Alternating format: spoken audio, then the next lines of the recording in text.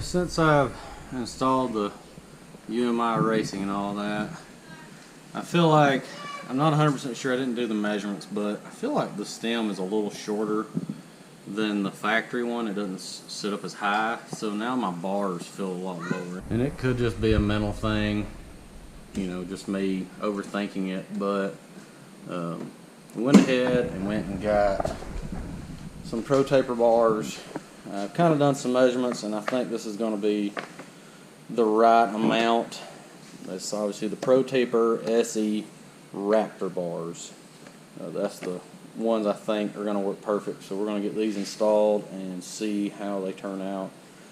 I'm going to put them on like normal at first, but I'm thinking I'm going to cut about at the two mark, which I think is about a 1/2 inch. I'm going to do a 1/2 inch on both sides. Shorten it a total of 1 inch, obviously. But that's what I'm going to try to do, because these seem a little long.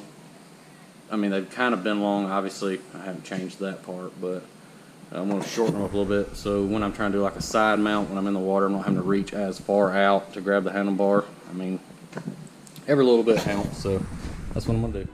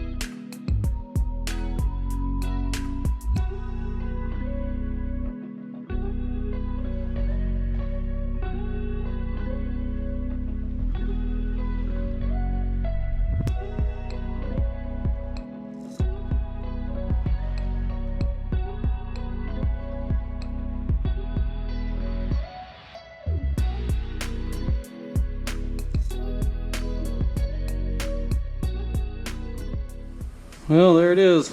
It's done now. Installed. I guess we'll have to wait and see once I put it in the water. But it seems to be pretty nice. Let's see if I can get this out of the way. Well, definitely can tell it's higher up. I mean, it's probably at least 1 inch higher. Now, the way the other ones were, they were kind of arced like this, where these are more kind of planed out, but they are raked back just a bump.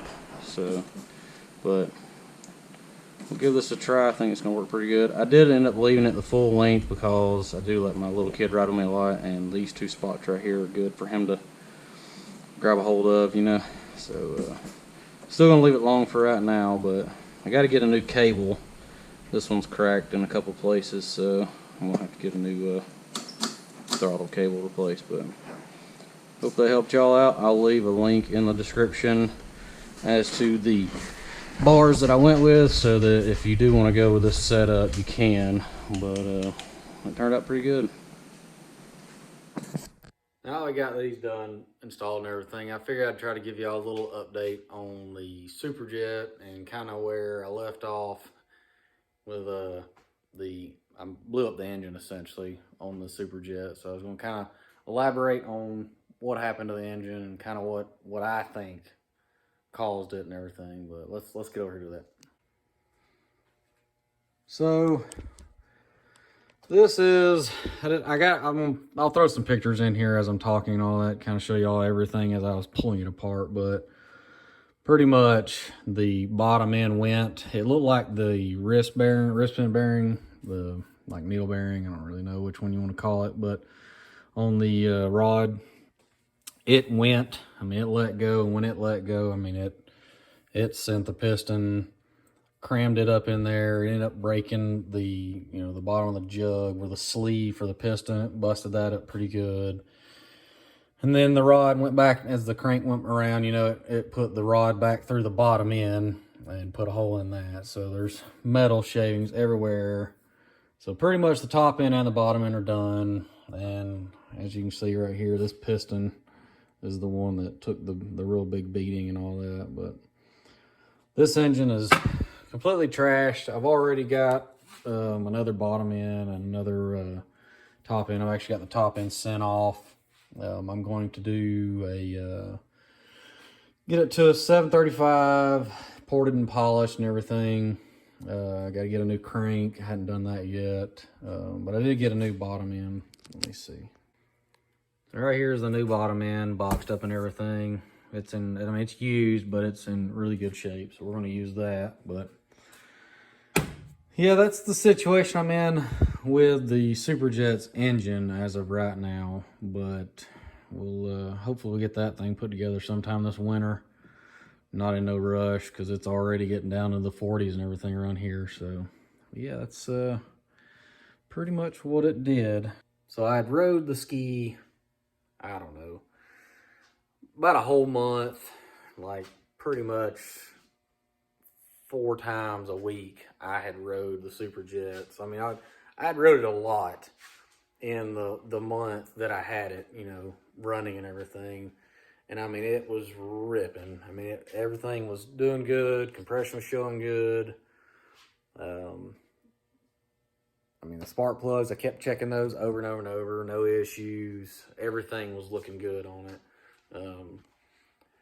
Only thing I can think of is because I never did tear the engine apart, I kind of just took it, you know, it was a spare engine. Everything looked good when I pulled the head off, you know, and just kind of looking in there, but I never did check the bottom end. None of that stuff.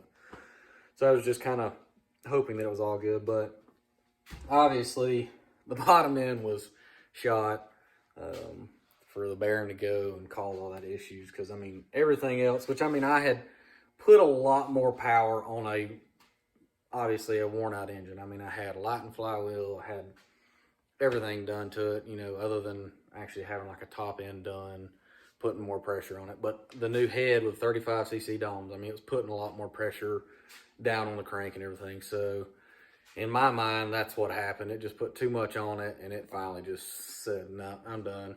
But yeah, I met up with some of my buddies, started taking off from one of the docks, and I mean, I was, you know, it was warm. It wasn't like I just cranked it up and took off running. I mean, I'd done rode like 30 minutes, come back, let it sit for maybe 2 minutes, talking to them or whatever, and then when we took off, I took off, and I got about, I don't know, 100, 200 yards away from where I took off, and I was in it at that point. I mean, I was pretty good in the throttle. All of a sudden, it just, nothing. No noise, nothing. It just died. And I literally done like a cartwheel over the handlebars. I mean, it kind of, I buckled and just kind of just rolled over the front of the ski and all that because it stopped so fast. And I don't know if that's, you know, obviously because the engine died and then that works intake grate. I mean, it really scoops pretty good. So it'll slow you down when you let off real bad. But did me a nice little cartwheel and had to swing the ski back over to the shore. And as soon as I popped the hood, there was the smoke and all that. And I knew at that point it was done. But that was kind of the story of the engine and what happened. And it looks very bad. I mean, the engine looks terrible, but I did get the new graphics for the Superjet. They did come in. I'm going to see if I can get with my buddy over his graphic shop to have them install it, because I'll probably have a lot of air bubbles in it, do something to mess it up. So I'm going to get them to install it, and then I'll kind of reveal it when it's installed on there. Even though there is no engine in the ski, I'll do a little graphics reveal for the Superjet and kind of what it's going to look like when it's done, you know, as far as exterior is concerned. And then maybe here in the next month or two, maybe I'll get the engine put together. But obviously I'm not going to be test riding or anything, so it'll be a fresh engine for next year. But I do have a few more videos. I got some of riding the blaster still and all that. But yeah, it's kind of slowing down on the jet ski content, but we got some other stuff going on too. So hopefully we can get that rolling and everything. And I've been looking, I'm searching for, I don't know why I've got a wild hair. I want to get a wave jammer and redo a wave jammer and all that. Maybe do like a 701 swap in it. So I'm kind of searching for one of those. I don't know if y'all know anybody that might have one that's a real good deal and everything, but that's kind of what I'm looking at venturing into next, kind of just toying with that. Unless I can just come across a really good deal on another Superjet, I might do another Superjet build. But that's what happened to the engine for the Superjet. Yay me. I mean, this was literally like 2 weeks after I'd put the brand new engine in the blaster and all that when this engine went. So yeah, not too excited about that, but I guess it is what it is. Start messing with engines and adding more power to them and all of that on the already worn out parts that are there. You know, I guess this is some good advice for you. If you're going to start putting power to it, you might want to go ahead and just do everything to it and just spend the money, because it's going to cost you less to do it all in the beginning than it is if you have an engine do this, because now this is costing me a lot more money. So but yeah, that's what happened to it, and hope y'all enjoy it, and hopefully the little handlebar install, you know, you can kind of get an idea of what this size is and all that, because I was doing a lot of research and I could not find where people were saying what, you know, size bars they were using and all that, and kind of just getting any information on it. But they do kind of look a little tall. I mean, like, just looking at them, they kind of do stick up pretty high. But then again, when you're riding, you kind of do want them up a little higher.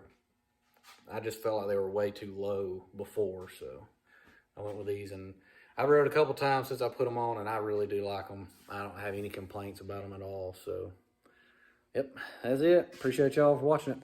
See y'all next time.